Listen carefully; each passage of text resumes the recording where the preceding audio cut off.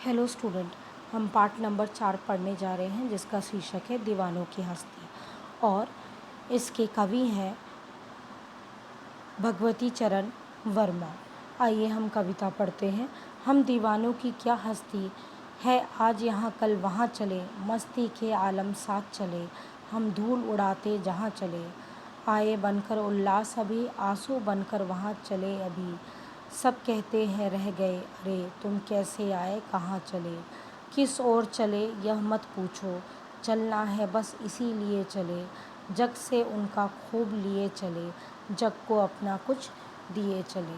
दो बात कही दो बात सुनी, कुछ हंसे और कुछ रोए, छक्कर सुख दुख के घूंटों को हम एक भाव से पिए चले। हम भिखमंगों की दुनिया में स्वच्छंद लुटाकर प्यार चले, हम एक निशानी सी उर पर ले असफलता का भार चले, अब अपना और पराया क्या आबाद रहे रुकने वाले, हम स्वयं बंधे थे और स्वयं हम अपने बंधन तोड़ चले।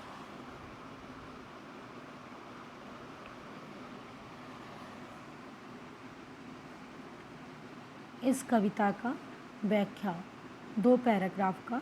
हम दीवानों की क्या हस्ती है, आज यहाँ कल वहाँ चले, मस्ती के आलम में साथ चला, हम धूल उड़ाते जहाँ चले, आए बनकर उल्लास अभी, आंसू बनकर बह चले, बस कहते ही रह गए अरे तुम कहाँ आए कहाँ चले।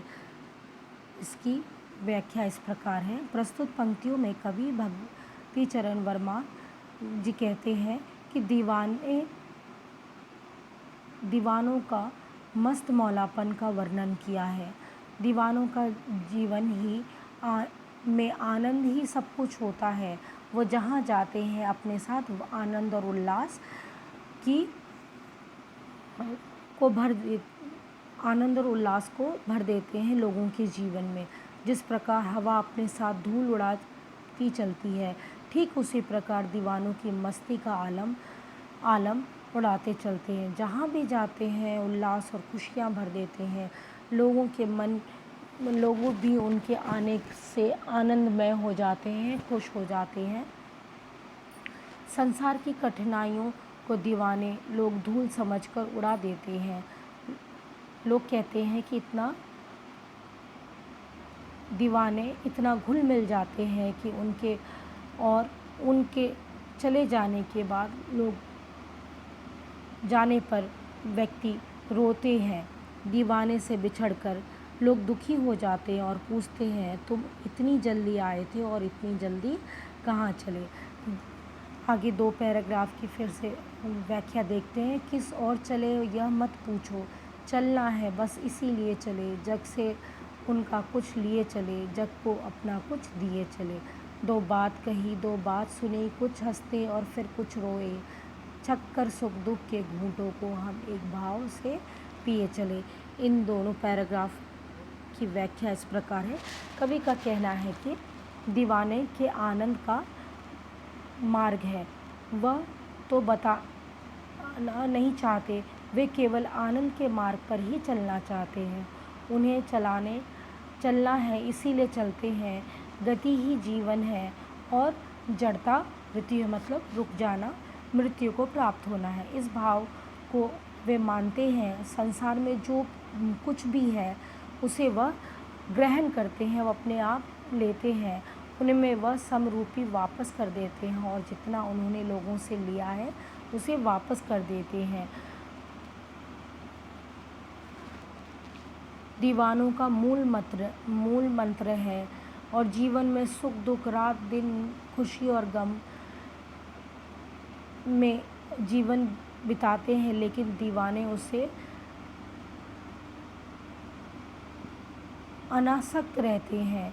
दीवाने दुख और सुख के जीवन को एक ही सिक्के के 2 पहलू मानते हैं। उनका मानना है दुख के और सुख को जीवन से अलग नहीं किया जा सकता, इसलिए उन्हें समभाव को स्वीकार करते हैं, अर्थात सुख और दुख दोनों को स्वीकार करते हैं। खुशी के समय में खुश रहते हैं और दूसरों के दुख में इस प्रकार घुल मिल जाते हैं जैसे कि उनका वह अपना दुख है और उन्हें सुख सुखी करने के लिए कार्य करते हैं।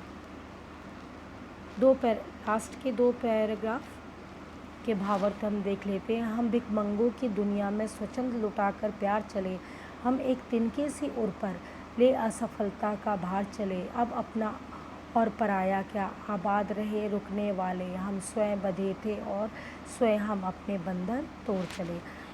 इन 2 पैराग्राफ की व्याख्या इस प्रकार है। कवि के अनुसार दीवाने इस दुनिया को भिखमंगों की दुनिया मानते हैं। दुनिया को सिर्फ लेना आता है, देना नहीं आता है। इसके विपरीत दीवाने को लगता है कि अपना स्नेह और प्यार देने से कोई गति में कमी नहीं आती। दुनिया दीवानों की असफल व्यक्ति मानते हैं, दुनिया दीवानों को असफल व्यक्ति मानते हैं, क्योंकि सांसारिक अर्थ में जिसे सफलता मानी जाती है दीवाने उसे नहीं पा सकते। अर्थात कहने का सुख सुविधा के भोग विलास की जो वस्तु दुनिया बहुत अच्छा मानती है, दीवाने उसे नहीं पा पाते हैं। दुनिया उनके मस्त मौलापन को असफलता मानती है। दीवाने अपना और पराया का भेद नहीं रखते, वह चलते रहते हैं, क्योंकि चलना ही उनका जीवन है।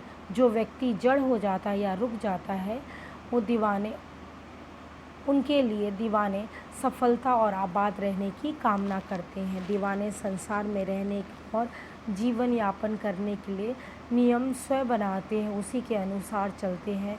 वो सांसारिक नियमों को व्यवस्थित नहीं कर पाते। सबसे मज़े की बात यह है कि दीवाने इतने मस्त मौलापन में होते हैं कि वो अपने ही नियम तोड़कर जीवन में आगे बढ़ते चले जाते हैं।